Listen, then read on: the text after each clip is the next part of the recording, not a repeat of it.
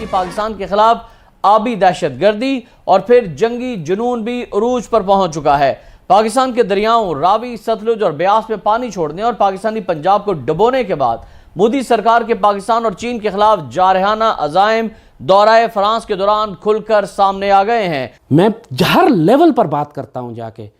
ایک ہی بات جواب مجھے ملتا ہے، انڈیا حملہ نہیں کر سکتا۔ کیوں؟ آپ کو اس نے لکھ کے گارنٹی دی ہے حملہ نہیں کروں گا؟ اور آنے والے چند گھنٹوں میں بہت سارے ایسے انکشافات فرانس کے اور بھارت کے درمیان کے لوگوں کی نظروں کے سامنے آئیں گے، جسے دیکھتے ہوئے تمام لوگ دنگ رہ جائیں گے، کیونکہ اتنے بڑے بڑے ایگریمنٹس جو ہیں وہ بھارت کر رہا ہے۔ بھارت نے فرانس کے ساتھ جو ایگریمنٹ کیا ہے، ذرا ہوش کے ناخن اگر کوئی لے اور دیکھے اور سنے تو آپ دنگ رہ جائیں گے۔ 800 ارب روپے۔ اگر بھارت یہ سمجھتا ہے کہ جناب ہم اکیلے ترقی کر لیں گے، جو ترقی ہوتی ہے وہ ریجنز میں ہوتی ہے کہ ہم سب نے مل کے چلنا ہے، تو ہماری تو خواہش ہے کہ جی بھارت کے ساتھ تعلقات اچھے ہوں۔ ہمارے ہاں ہمارا خطہ ایسا ہے کہ بھارت ہو یا پھر پاکستان ہو، ایک جیسے ہی ہیں۔ قسمت کی دیوی جو ہے وہ کس طرح مودی صاحب اپنی قسمت لکھوا کے لائے ہوئے ہیں، اور وہ جو قسمت لکھوا کے لائے ہوئے ہیں اس کے ذریعے وہ اپنا پیغام دے رہے ہیں۔ میں کوئی بیگانے کی شادی میں عبداللہ دیوانہ نہیں ہو رہا۔ 100 ارب روپے کی ڈیل فرانس سے کی گئی ہے، کس کام کے لیے؟ صرف اپنے دفاع کے لیے، دفاعی ساز و سامان کے لیے، جنگی طیاروں کے لیے یا اسکارپین آبدوزوں کے لیے۔ یہ 800 ارب روپے، ان کی تعداد بھی میں آپ کو بتاتی ہوں۔ ابھی جو بھارت نے فرانس کے ساتھ ایگریمنٹ کیا ہے، اس میں نیوی کے لیے، صرف نیوی کے لیے 26 نئے جنگی جہاز جو ہیں ان کی ڈیل ہوئی ہے۔ 3 اسکارپین کلاس آبدوز ہوں گی جن کو خریدا گیا ہے، اور 800 ارب روپے۔ ابھی اس سے بجٹ تھوڑا بڑھ سکتا ہے، مگر یہ ایک رینڈم آئیڈیا ابھی تک آ رہا ہے کہ 800 ارب روپے کی ڈیل ہوئی ہے، دفاعی بجٹ بڑھ گیا۔ بڑے شادیانے اس وقت بھارت کے اندر بجائے جا رہے کہ فرانس کے ساتھ ہم نے ایک بڑا ایگریمنٹ کیا۔ وہ اس کی وجہ یہ ہے کہ چائنا چونکہ پاکستان کا دوست ہے، چائنا پاکستان کے لیے نرم گوشہ رکھتا ہے، تو چائنا کے خلاف جتنے بھی کنٹریز ہیں ان سب کے ساتھ بھارت نے ہاتھ ملا لیا ہے، اور چائنا کے خلاف وہ سارے کے سارے ایک محاذ پہ اکٹھے ہو گئے۔ پاکستان ایک ایٹمی ملک ہے، لیکن اس کے باوجود ہم اپنے دشمن سے اتنے نزدیک ہیں، ہمارے شہر باؤنڈری سے، بارڈر سے اتنے نزدیک ہیں کہ دشمن نے ہماری اس کمزوری کو دیکھا ہے،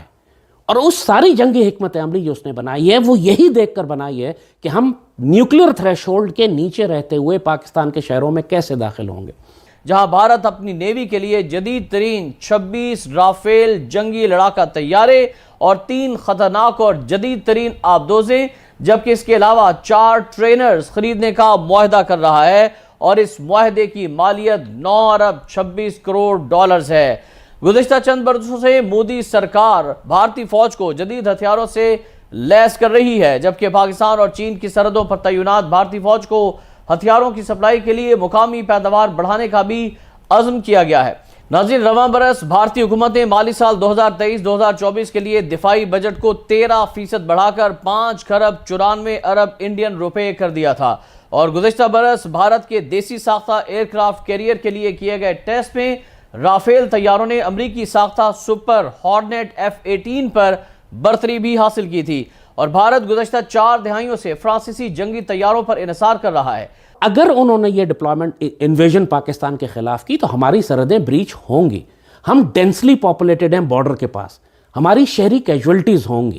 ہمارے آرمر کے لیے اپنے اربن ایریاز میں موو کرنا مشکل ہوگا، دشمن ہمارے اربن ایریاز میں داخل ہو جائے گا۔ اس کو روکنے کے لیے آپ کو ATGMs چاہیے، SAMs چاہیے۔ وہ اربن وارفیئر جو سیالکوٹ کے کھلے میدانوں میں آپ پہلے 65 میں کر چکے ہیں، اب نہیں کر سکیں گے کیونکہ بلٹ اپ ایریا بہت زیادہ ہے۔ آپ نیوکلیئر ویپن لاہور پہ اور سیالکوٹ پہ اور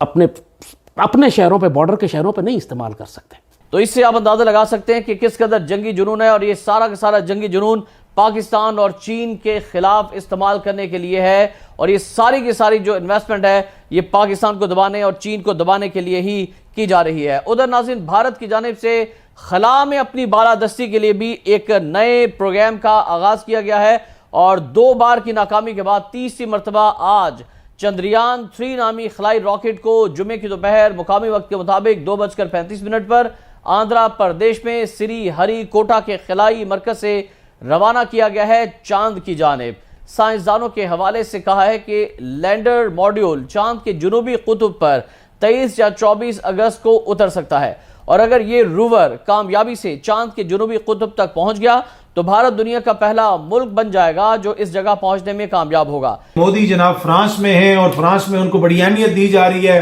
اس سے پہلے جناب ان کو امریکہ میں بڑی اہمیت دی گئی، چائنا کو روکنے کے لیے اور جو ہے چائنا کے اتحادیوں کو کرٹیل کرنے کے لیے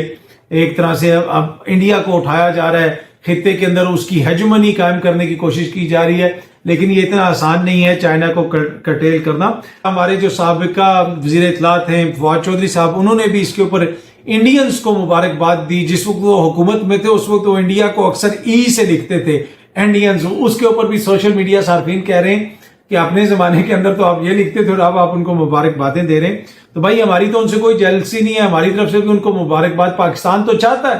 کہ ہم تو ایک پرامن خوشحال خطہ چاہتے ہیں، کوئی بھی خطے کے اندر یہ سوچتا ہے کہ یہ ایک ملک اکیلا ترقی کر لے گا، ایسا نہیں ہوتا۔ اگر بھارت یہ سمجھتا ہے کہ جناب ہم اکیلے ترقی کر لیں گے، جو ترقی ہوتی ہے وہ ریجنز میں ہوتی ہے کہ ہم سب نے مل کے چلنا ہے، تو ہماری تو خواہش ہے کہ جی بھارت کے ساتھ تعلقات اچھے ہوں۔ ہمارے ہاں ہمارا خطہ ایسا ہے کہ بھارت ہو یا پھر پاکستان ہو، ایک جیسے ہی ہیں، ایک جیسے ہی ہیں ہم دونوں، دونوں الگ ہو گئے مگر سوچ ہماری ایک جیسی ہے، ہمارے